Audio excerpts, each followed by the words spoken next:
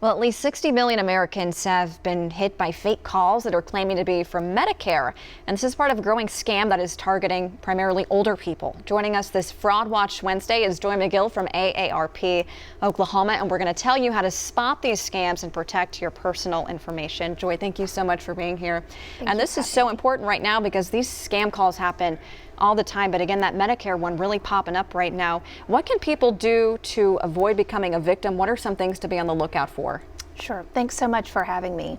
As you mentioned, Medicare enrollment is coming up, and so while we see these scam calls happening all year long, they're definitely going to inflate now during the Medicare enrollment season. So the first things with all calls, if you get a telephone number that shows up on your caller ID or your cell phone, if you don't know who the person is, just don't answer. If they really need to speak with you, they will leave a message. And oftentimes if they do leave you a message and they're giving you information, trying to tell you that they have a special deal for you, or they have, they're offering a special wheelchair or a blood test or something, if it's unsolicited by you that you've inquired for the information, it's likely a scam. And it's like the old adage, if it sounds too good to be true, it is. Probably is too true. And what will happen is if someone you do speak with, they're going to be asking for your personal information. They're mining your personal information so that they can, if you do have a Medicare number,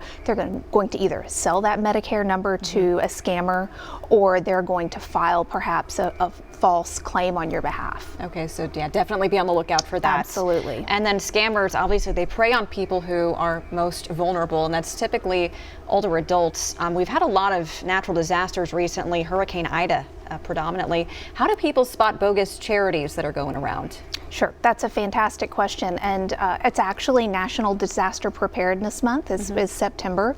Oklahoma doesn't necessarily have what you'd think is traditional disasters during this time of year, right, while other areas of the country do, but part of preparedness is being aware of the scams that are going around. And so we see these charities that pop up, or alleged charities that are fake. And so these scammers will prey on our sensitivities. Oklahomans, it's the Oklahoma standard. We're a very charitable state, and they say that they're raising money for the hurricanes or the fires, or you all covered a story yesterday of something that was COVID related, of a fake charity that popped up. And so it's very similar to the Medicare scams. You really need to do your homework, and you need to be aware of the scams that are out there.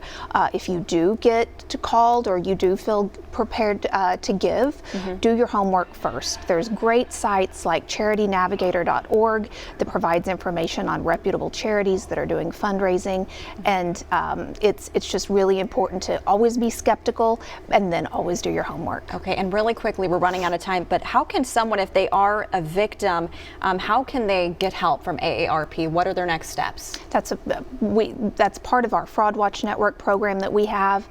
We have a great helpline that is staffed by volunteers every day of the week, and you can visit aarp.org/fraud to receive a host of information about the different frauds and scams that are out there, as well as to access information on the helpline to get help. Okay. Joy McGill, thank you so much from AARP Oklahoma.